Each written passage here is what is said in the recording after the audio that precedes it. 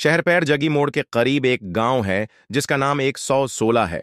वहां पर एक गरीब घराना था जो कसाईयों के नाम से जाना जाता था।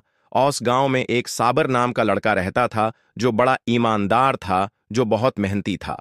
वो अपने काम में लगा रहता था। रिश्तेदार उससे जलते थे और मुनाफिकत रखते थे और साबर साहब को बातें सुनाते थे। एक दिन साबर साहब रिश्तेदारों से तंग आकर चले जाते हैं और अपनी मजदूरी करने चले जाते हैं और खूब पैसा आखटा किया और गांव को वापस चले गए। जब रिश्तेदारों को पता चला साबर साहब के पास बहुत पैसा है, तो साबर को मारने का मंसूबा बना लिया।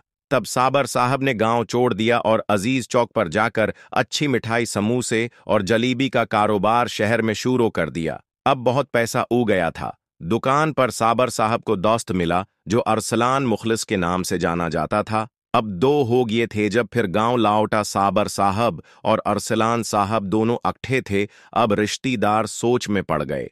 एक मरा नहीं, दूसरा साथ एक और गया। अब क्या करें? साबर साहब ने रिश्तेदारों को समझाया, तुम सब मेरे अपने हो, किसी के बारे में बुरा सोचोगे वो अपने साथ होता है।